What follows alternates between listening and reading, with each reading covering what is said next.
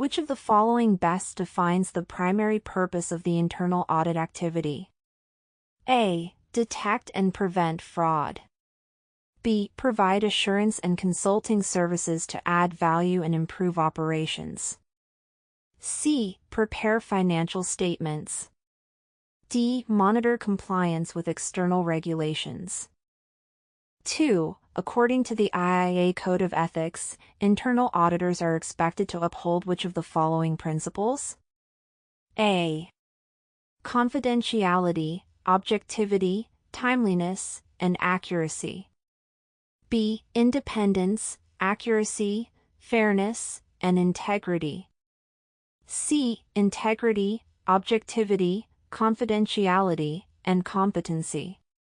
D. Professionalism, accuracy, integrity, and diligence. 3. Which of the following is not one of the components of the COSO internal control framework? A. Control environment. B. Control activities. C. Information and communication. D. Quality assurance. 4. Which standard category includes the purpose, authority, and responsibility of the internal audit activity? A.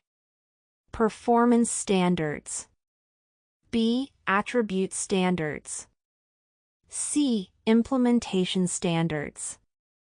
D. Reporting standards. 5. The internal audit charter should be approved by A. The Chief Financial Officer. B. Senior management only. C. The Audit Committee or Board. D. The External Auditor. 6. What is the primary objective of a risk-based audit plan? A. Ensure financial accuracy. B. Focus audit resources on areas of highest risk. C. Identify fraudulent activities. D. Fulfill external audit requirements. 7. Which of the following techniques is most appropriate for evaluating the effectiveness of a control process? A. Benchmarking.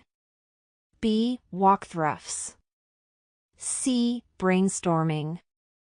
D. Control self-assessment.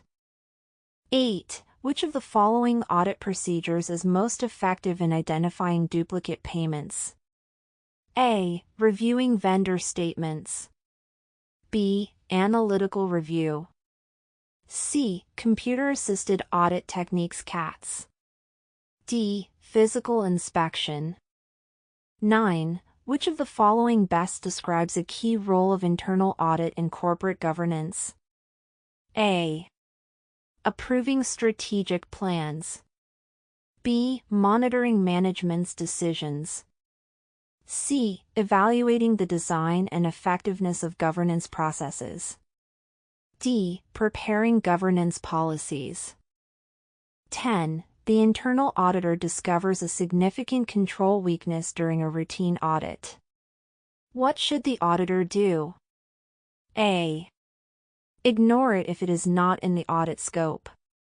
B. Report it only if requested by management. C. Report the weakness to appropriate levels of management. D. Disclose it directly to shareholders. 11. Which of the following is a characteristic of effective audit evidence? A. Only obtained through observation.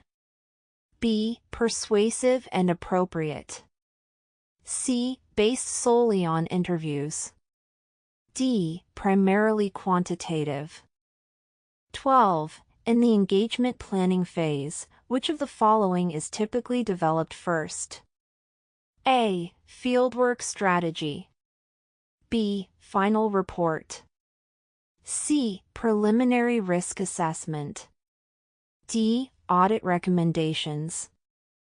13. Which internal audit activity is most relevant during the execution phase? A. Finalizing engagement objectives. B. Communicating results. C. Performing fieldwork.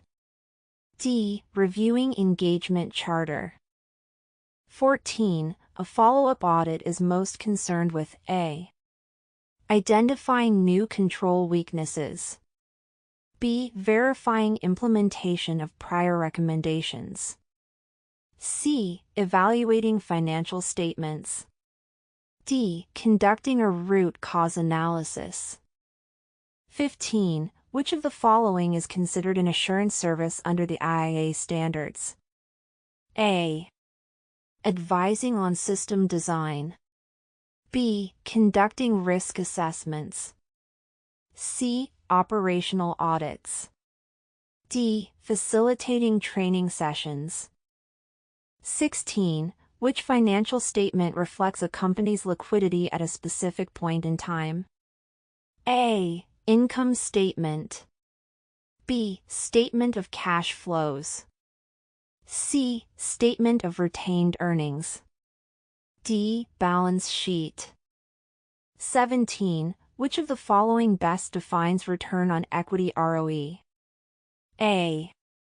Net income divided by total assets. B. Total revenue divided by equity. C. Net income divided by shareholders' equity. D. Gross profit divided by liabilities. 18. What is the main objective of supply chain management? A. Maximize marketing reach. B. Control inventory levels. C. Minimize total cost while meeting customer requirements. D. Monitor vendor relationships. 19. Which type of organizational structure emphasizes a dual reporting relationship? A. Functional structure. B. Matrix structure. C. Divisional structure. D. Line structure. 20. Which of the following economic indicators typically signals a recession? A. Increasing consumer confidence. B. Rising GDP.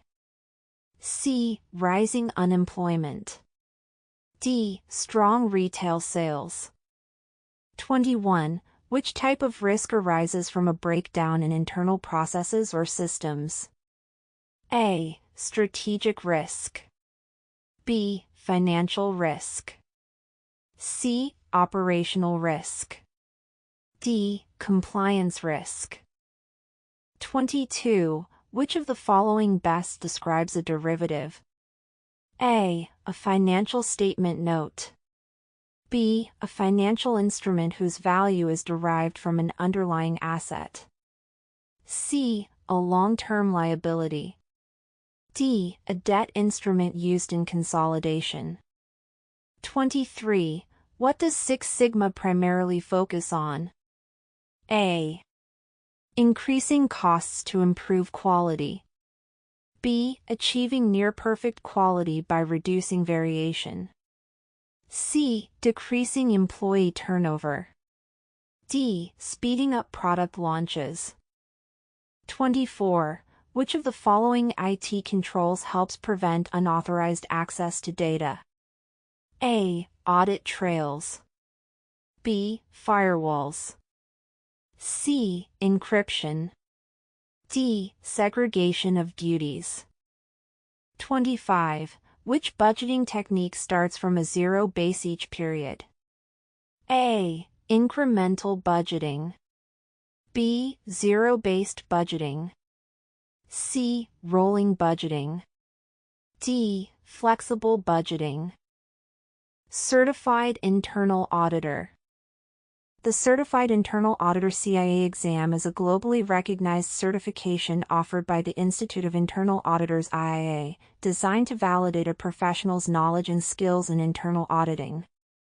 The exam assesses candidates across 3 parts: essentials of internal auditing, practice of internal auditing, and business knowledge for internal auditing. Topics include governance, risk management, internal control, audit planning, and business acumen. The CIA designation demonstrates proficiency in conducting internal audits according to international standards and ethical principles. It is ideal for internal auditors seeking career advancement and credibility in the auditing profession across industries worldwide. Here are the top 5 beneficial uses of the sample exam. 1. Career advancement. Earning the CIA designation significantly enhances career opportunities, often leading to promotions, leadership roles, and higher salary potential in internal audit and related fields. 2. Global recognition. The CIA credential is internationally acknowledged, allowing professionals to work across borders and industries with a respected, standardized qualification.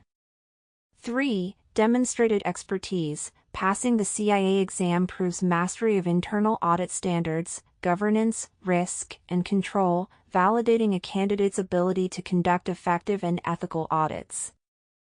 4. Improved organizational impact. CIAs bring best practices and a risk-based approach to audits, helping organizations enhance efficiency, compliance, and decision-making. 5. Professional credibility. The CIA designation establishes trust and credibility with employers, boards, and clients, distinguishing certified professionals from their peers.